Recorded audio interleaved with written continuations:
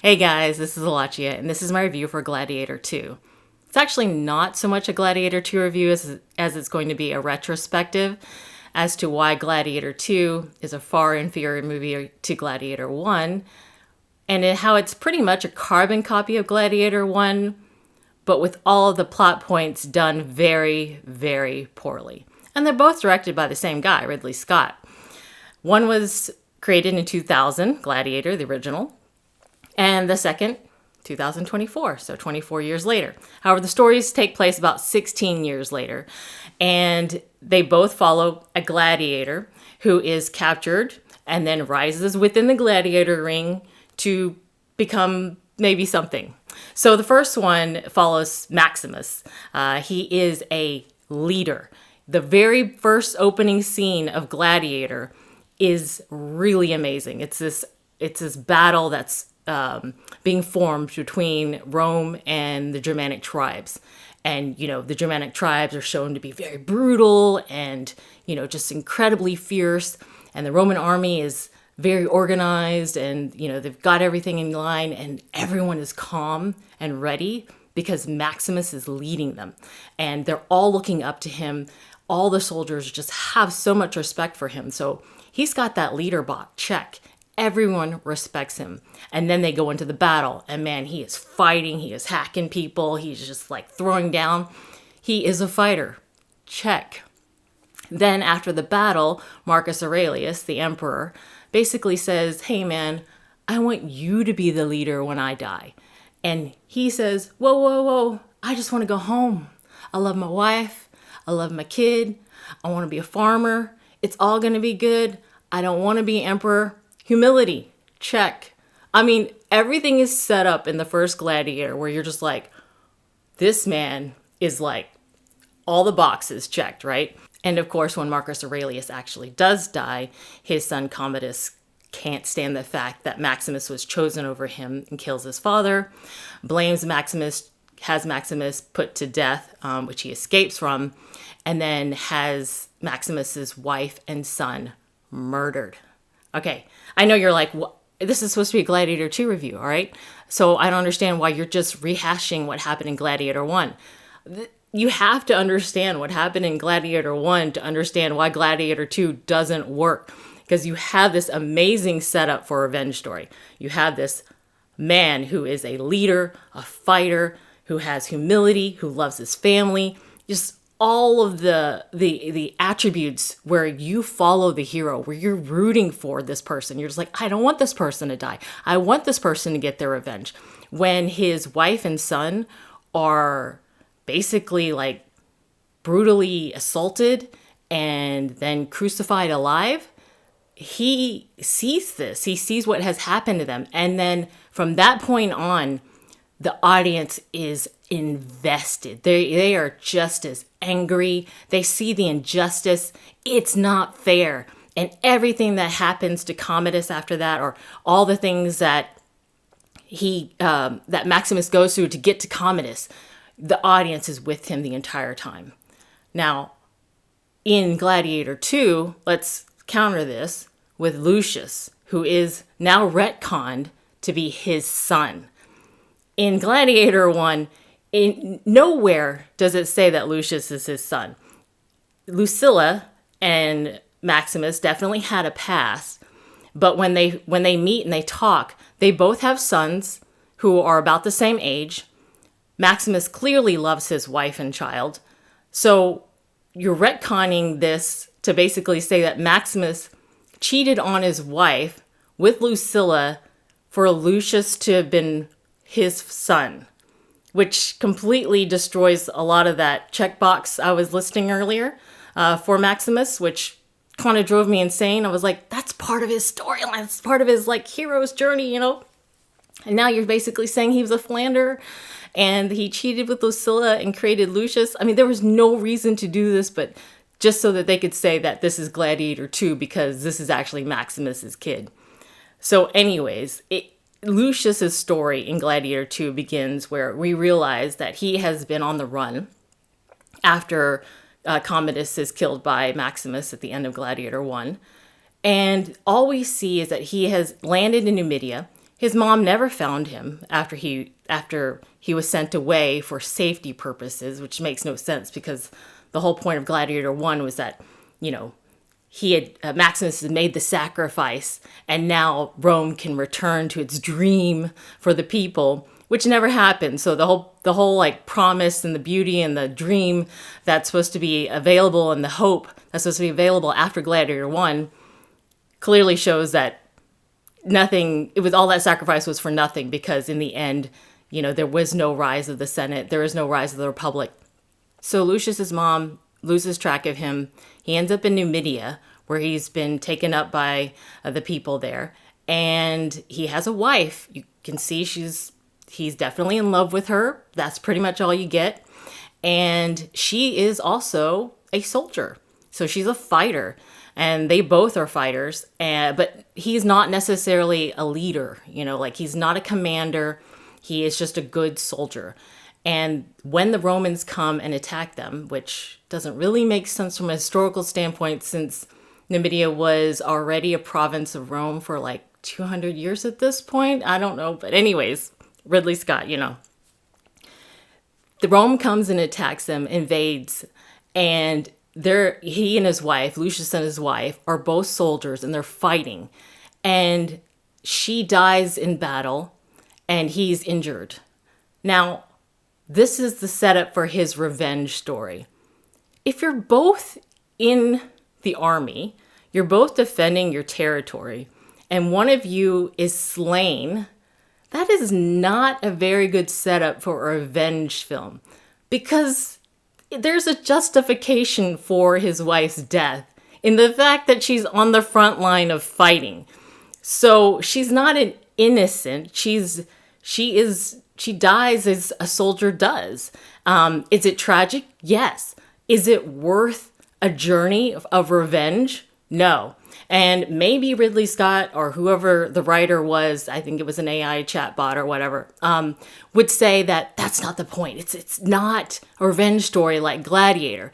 And yet the sole purpose and the sole driving factor of Lucius is to kill the general who was part of this invasion, played by Pedro Pascal. His name is Marcus Acacius, and he just wants to kill Marcus Acacius. He's like, that guy's got to die. Not all the people who sent the general to Rome to attack the Numidians. No, just the general who was in charge of leading the army, which he's commanded to do and must do. It doesn't make sense. There is an injustice that happens to Maximus, right? Where he is wrongly accused of murdering the emperor. He is sentenced to death wrongly, and to be executed. And his wife and kid are brutally murdered. Lucius's wife was on the front lines. It makes sense for her to have died. And I can understand why he's upset about it, but not the all burning, seething rage you would have if someone had burned your wife alive and your child, right? So again, that's already set up for a much weaker storyline. You're not really on board with Lucius at this point. You're just sort of like, oh, that really sucks, I guess. But, it's Rome. I mean, you didn't win the battle, so you lost. There's not really much of an injustice so much as the fact that, your forces just weren't strong enough to stave off the invasion, and therefore your wife dies, you're captured. So he's captured and turned into a slave and then sold to be a gladiator, along with the Numidian leader, Jugurtha. Now this is where also I find it really frustrating, because Maximus also meets a Numidian on his journey who helps him greatly. This Numidian, who is the leader of their entire nation, he basically just gives up immediately. Just gives up. He's like, yeah, I don't really want to fight. I'm done. He just kneels down like, CGI monkey rips his jugular out. And I'm just thinking to myself, what happened? I guess that person was just like, I'm done. We didn't make it. I call it quits. And the whole aspect of that, I don't really get why they did that, other than to show that, some people would rather die than be, in servitude. But the whole point of Gladiator, the plot of Gladiator is that there's always this dream that you will find your own freedom, gain your autonomy, build up your people again, whatever. It's like, the aspect of not giving up and triumphing despite, the situation you're in, to not accept the situation you're in. But Jabbartha just basically goes like, here's my jugular, rip it out, it's fine, I'm done. And so Lucius is on his own. He has no friends. He is not a clear leader. He tries to lead some of the people, the other gladiators in the CGI battles, but half of them just laugh at him. Most of them laugh at him. Most of them don't respect him. They actually would rather die to a rhinoceros than listen to him. So he is such a stark contrast to his father, Maximus, that you're just sort of like, I don't know if I really care if this dude dies in the arena, really, other than I just want to see how this story goes. So he's clearly a really good fighter, but that's it. He has no other attributes in which you root for, or do you think that this guy should take over? He should really become the leader of the Roman Empire. There's nothing about his story and nothing about his character that says, yeah, this is the guy you guys want over everybody else. This is the guy you want.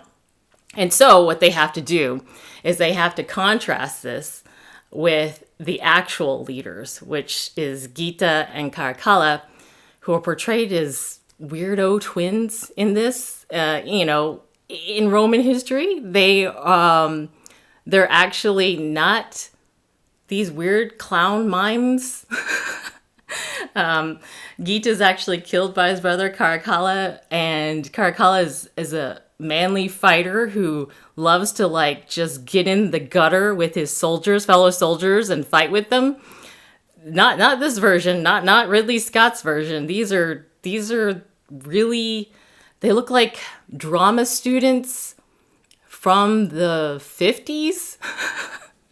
And so therefore they're like, okay, well, Lucius is not a very good leader, but let's make these two clowns the emperors of Rome, the co-emperors of Rome. And therefore you're going to be like, oh yeah, okay, anything's better than these two clowns, right? So of course you're going to have people who want to overthrow these two, I don't know what they are, emperor clown mimes, and and therefore you have a plot just like in Gladiator 1, in which there's this hope to take down and topple the empire and restore the republic. Spoiler alert, guys, but from this point on, Rome only crumbles and descends, and Europe eventually completely degrades into the Dark Ages, all right? I don't care what Ridley Scott's dream is. History says the Republic is never restored. Everything goes to shit from here on out. So I don't even know why he's trying to do a Gladiator 3. But anyways, yes, plot foil, just like in Gladiator 1. Now, their hopes all lie in Lucius, because he is the grandson of Marcus Aurelius and the son of Maximus, the son of Lucilla. But he's not a Roman. He's not a Roman. He hates Rome. He hates Rome. He doesn't know anything about Rome. He probably doesn't even speak the language, maybe a little bit, right? There's no way this guy, unlike Maximus, could ever be a lead. No one would follow him. He has no connections. This doesn't make any sense. It makes zero sense. So meanwhile, their hopes all lie in Lucius, who is going through all of these CGI battles that Ridley Scott's putting him through. And so you're thinking, okay, well, how are the battle sequences compared to the first Gladiator? Because that's really that's the selling point of the trailers, right? We got sharks, we got monkeys, we got rhinos, and they're okay. It's definitely feels CGI. I think CGI is getting better. And you could tell the visual effects, they definitely did their best. I mean, you couldn't do a CGI monkey gladiatorial battle like this in the past. They've done their best, but it's still, rabid monkeys. You're just like, no, I'm not buying it. I'm not buying, in which case there's these psycho rabid monkeys tearing people's jugulars out. It just doesn't make sense. And especially when Lucius takes one of the CGI monkeys and bites its arm, you're just like, well, they probably have rabies if they're that angry. So that's not a good idea. It's silly. It's definitely very silly. And it kind of took me out a little bit. There is this kind of visceral quality about the first Gladiator in which they're fighting man on man, and it feels very real. It feels dirty. It feels a little tedious as well, which is kind of what you want to experience when you're seeing someone fight for an extended period of time. There should be a sort of fatigue that sets in to give it more of that realistic quality. And then, when the rhino comes in and they're fighting against a giant rhino that's a guy is riding, and you're just like, was that necessary? But, Ridley Scott's a very visual person, so you're just like, okay, whatever. It doesn't. I never felt like there was any actual threat. It's not like the battle where there's chariot racing and you're trying to get someone off a chariot. It just, a giant rhino is chasing you, and as long as you can avoid the giant spiky, you're probably all right. So it never felt like. It felt like a circus more than a gladiatorial battle, which I assume some of those gladiatorial battles were just about slaughter anyways. So fine. And, the last one where you have the water battle and you have the sharks in there. I mean, that just took me out immediately. Absolutely immediately. As soon as I saw the sharks in the water, I was just like, there's a reason you don't see sharks in captivity. They breathe through complete, continuous circulation through their gills. And unless you have some way of streaming water through their gills, how are you going to whatever. It's too much thinking, right? But it's ridiculous. And again, it's a Ridley Scott thing where it's like, but it looks cool. It looks cool. I'm just like, yeah, I didn't need the sharks. I didn't need it. I thought them fighting on boats inside the ring was already cool enough that I didn't need the sharks there. That felt like they were a huge distraction. So those are the gladiatorial battles that are showcased in this, and I just didn't feel like they were more showy than they felt like meaty. So now let's get to Denzel Washington's character, Macrinus, who is based off of a real dude, and the fact that a dude was named Macrinus during this time period. But other than that, that's pretty much where that correlation of history ends. So Macrinus' character is a schemer, a dealer. He's the dude who buys Lucius and as a gladiator, and basically says, if you can keep winning these games, if you can just keep fighting and being a badass fighter, I will give you your heart's desire.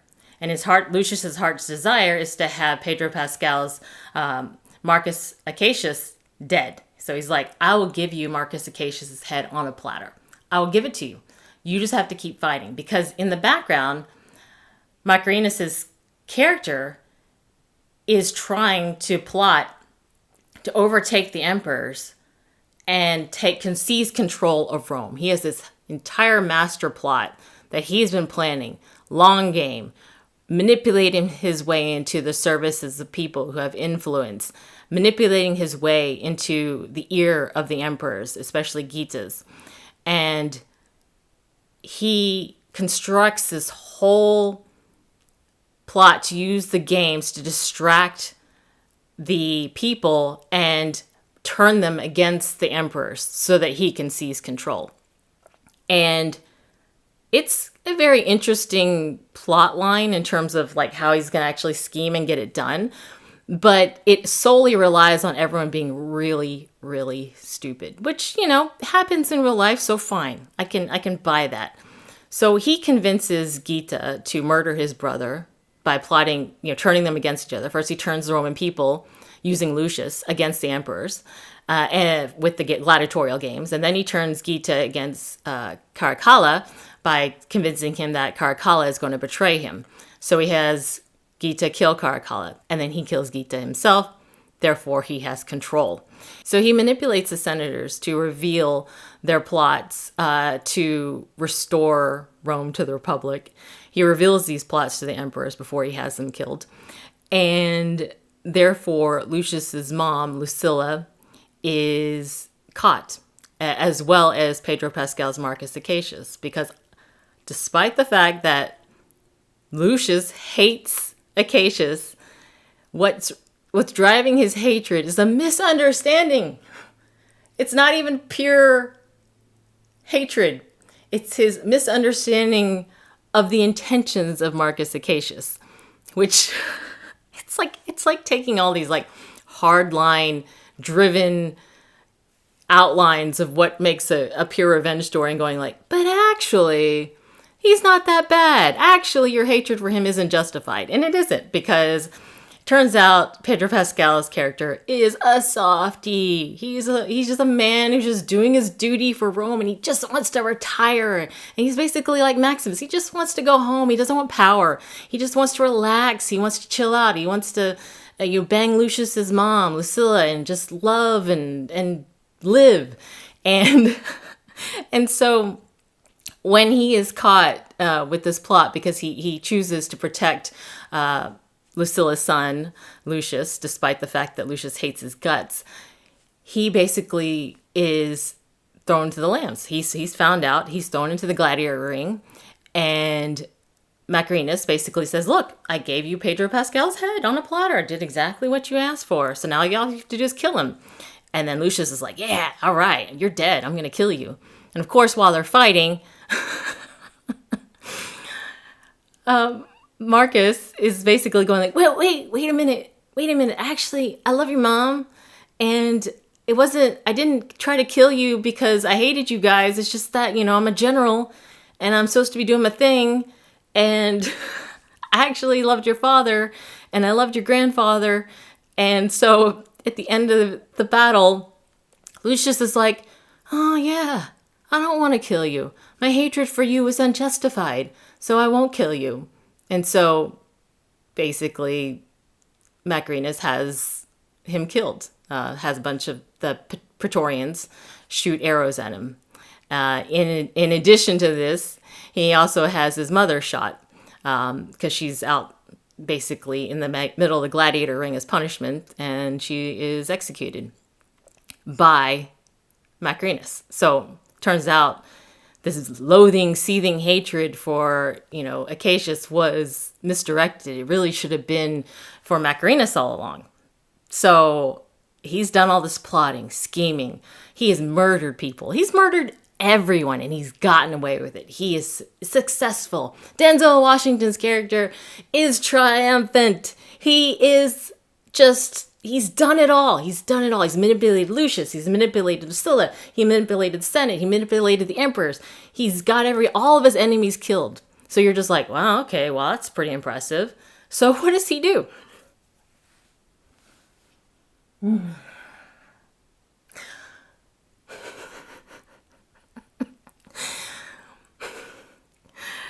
The general, Pedro Pascal's Marcus Acacius, has an army stationed outside of Rome that he was going to use to help overthrow the emperors, restore Rome to the Republic, blah, blah, blah, blah, blah.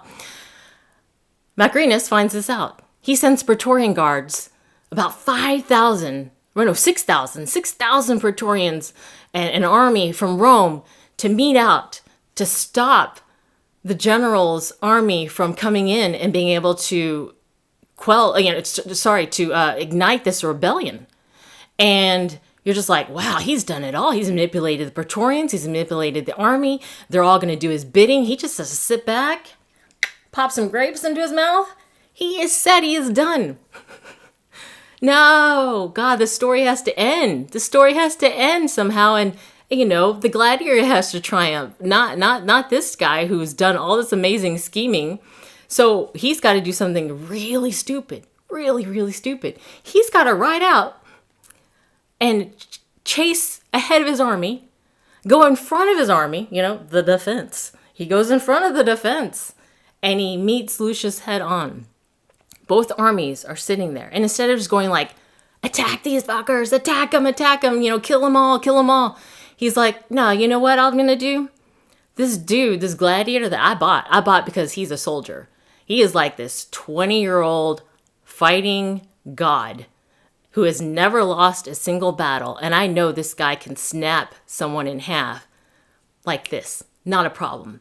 Me, 50-something years old, not a fighter, now a politician who has schemed his way to the top, and all he has to do is sit back and enjoy the glory and reap the rewards of all this planning, decides, I'm going to take this guy one-on-one. You're 50. You've seen what this guy can do. Did you not see him fight against CGI monkeys, CGI rhino, survive the CGI sharks? Did you not see all of that? Because you're going to fight him. So Denzel Washington's character, Macrinus, comes up, goes up against Paul Mescal's Lucius. And what do you think happens? Lucius fucking unhands him, literally unhands him, and kills him. And that's it. Yay! What the fuck? Are you kidding me? All that planning, all that scheming, how much resources you put in, how much time, and then you just commit suicide by dueling a badass motherfucking gladiator.